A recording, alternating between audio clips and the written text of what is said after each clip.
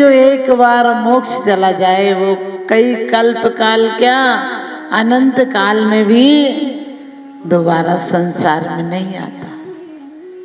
और कहते हैं सिर्फ आता ही नहीं, ऐसी बात नहीं है, वो अनंत सुखों का भी भोग करते हैं, क्योंकि उन्हें वो अतीन्द्रिय ज्ञान प्राप्त हो गया है, अतीन्द्रिय आनंद प्राप्त हो गया है।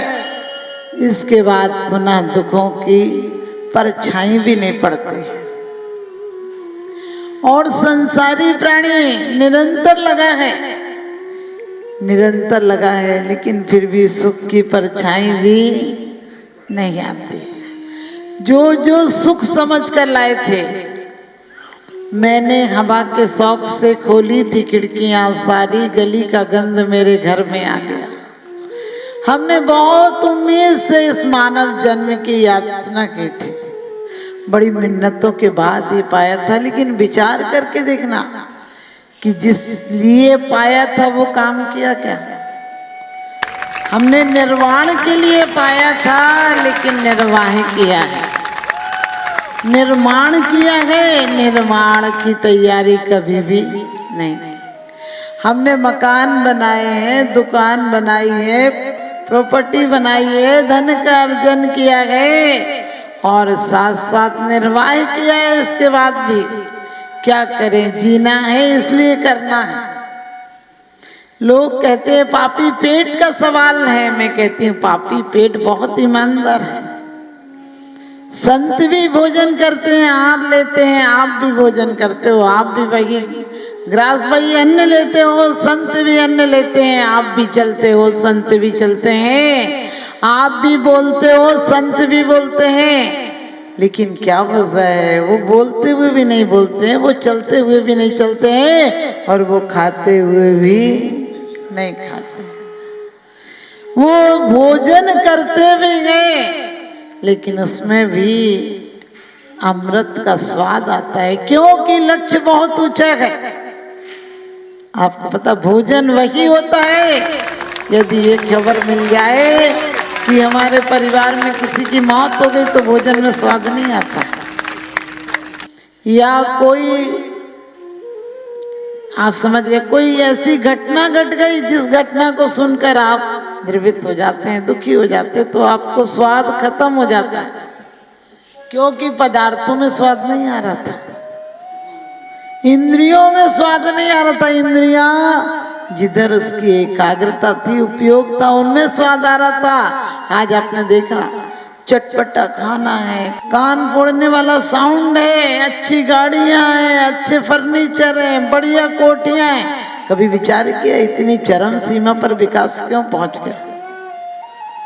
क्योंकि विकास तो हुआ है, अब आदमी को स्वाद भोजन में नहीं आता है, क्योंकि अंदर से उसकी इंद्रियां डेड हो गई, अंदर से उसकी इंद्रियां निष्क्रिय हो गई हैं। इतनी कानों को आवाज सुनने की आदत पड़ गई है कि अब छोटी मोटी प्यार की आवाजें तो सुनाई नहीं पड़ती हैं। इतनी तेज रफ्तार की आदत पड़ गई है कि अब बैलगाड़ी और घोड़ा गाड़ी में तो आनंद नहीं आता है। लोग कहते हैं बैलों को कष्ट होगा, घोड़ों को कष्ट होगा, मैं कहती हूँ इनका तुम उपयोग नहीं करोगे तो इनका पालन कौन करेगा? फिर कभी दूसरा पहलू भी देखना, क्योंकि किसको दोष कहा है? जरूरत से ज्यादा वजन लादने को दोष कहा है।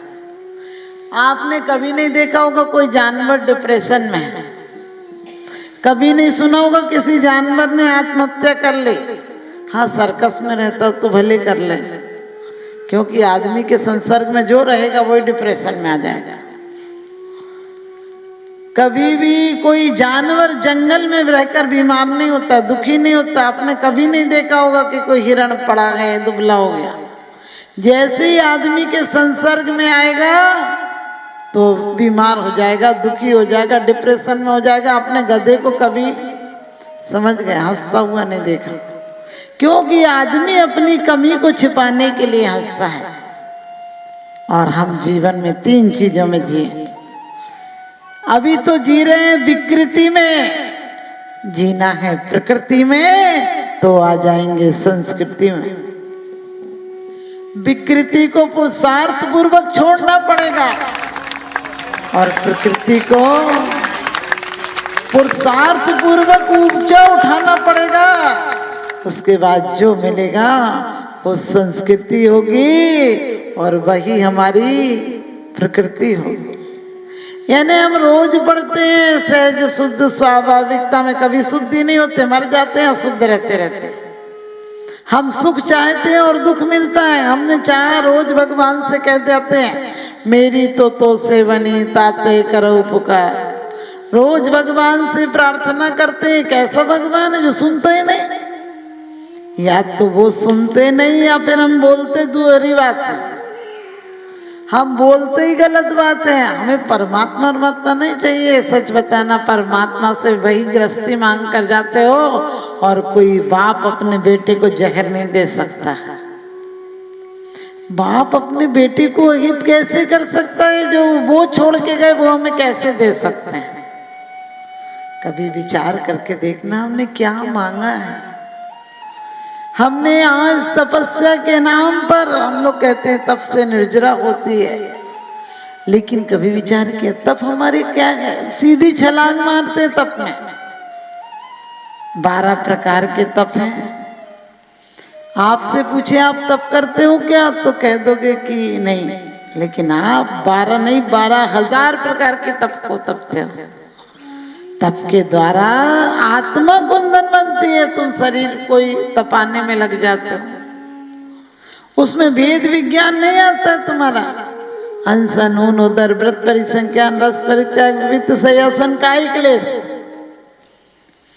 लेकिन आप करते हो वेद विज्ञान से करा जाए तो निर्जरा का कारण हो जाता है, और राग अंश से किया जाए तो संसार का कारण है। जिस दिन आप किसी को गिफ्ट दो या अच्छी बातें बोलो, समझ लेना दूसरे पहले दिन झगड़ा हुआ होगा। शाम को यदि पति गिफ्ट लाता है घर पे तो समझना सुबह झगड़ा करके गया होगा, क्योंकि वो उसकी रफा दफा वाली हालत है कि चलो सुबह झगड़ा कर गए शाम को ले चलते हैं। आपसे कोई बहुत अच्छा बोलता हो, समझ लेना शायद कुछ स्वार्थ होगा, क्योंकि आदमी बोलता ही नहीं अच्छा। आदमी स्वयं को कष्ट दे तो तुम तपस्वी मान लेते हो, और दूसरों को कष्ट दे तो तुम पापी मान लेते हो। जो स्वयं को कष्ट दे रहा है वो दूसरों को सुख कैसे देगा? जो स्वयं भिखारी है वो दूसरों को क्या संपत्ति देगा? लेकिन हमारे अंदर से तप का जो लक्ष्य होना चाहिए, क्योंकि मात्र जीवन में भोगी कभी नहीं भोगता है। भोगी सिर्फ दुख भोगता है। आप कोई भोग देख लो, दुनिया के किसी भोगी को सुखी नहीं देखोगे। हमने कहा अच्छे से अच्छे फर्नीचर, गाड़ियां, आपको जितनी चीजें सुविधा मिली है, कभी विचार किया अब सामान्य नींद तो खत्म हो गई। अमेरिका में 40,000 लोग प्रतिदिन, मैंने पहले के आंकड़े हैं तो अब तो अपना भारत तो बहुत जल्दी तरक्की कर जाता है ऐसी चीजों में। वहाँ 40,000 होंगे तो हम 40 लाख लोगों को नींद गायब कर देंगे, क्योंकि जब चिंता में होते हैं तो नींद नहीं आती, और जब निश्चिंत होते हैं तो फुटपाथों पर भी नींद आ जाती है। हमारे जीवन में नींद खो गई है, इसलिए इतने अच्छे बिस्तर और इतनी कोठी और इतनी फर्नीचर की जरूरत पड़ी कि रात को नींद नहीं आए तो लोट लगाते रहो, देखते रहो सामान को, और क्या करो, नींद तो आई नहीं रही। हमारे यहाँ आचार्य कहते हैं कि वास्तव में नींद नहीं लेना। क्यों? क्योंकि यदि दिन में तुमने पापारंभ किया है, उसका चिंतन किया है, आरंभ किया है, आसक्ति की है, तो रात को भी तुम्हें वही नींद आएगी। नींद में वही सपने देखोगे, और सपनों का अनुमान लगाना, आज तक तुमने परमात्मा बन गया, दीक्षा हो गई, ऐसे सपने कभी नहीं देखे होंगे, क्योंकि हमारे चिंतन शैली में नहीं आता। हमारे कितनी भी अच्छी बातें हम कर लें, लेकिन कभी ये नहीं आता है वो दिन कब होगा जब परमात्मा तुम्हारे निकट में मेरा वास होगा। अभी तो हम घूम फिर कर उसी चीजों में आ जाते हैं। अच्छा भोजन क्यों चाहिए? आपने सिर्फ 25 साल पहले देखी होगी, एक दाल भी हो उसमें भी स्वाद आता था। अब 56 प्रकार के व्यंजन, उसमें स्वाद नहीं आ रहा है। लोग कहते हैं विज्ञान ने बहुत तरक्की की है माता जी। आज तो हर बीमारी का इलाज, हमने कई बीमारी दी उसी ने है।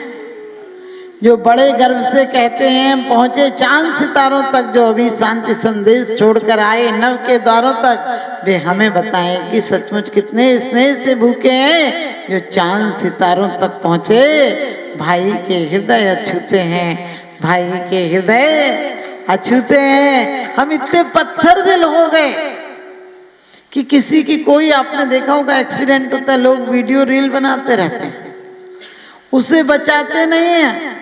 उसे चाहे तो उठाकर उतनी देर में हॉस्पिटल ले जाएं, इलाज करा दें, और डॉक्टर भी ये सोचता है कितना पैसा ऐंठ सको, मौका है। मानवता मर चुकी है।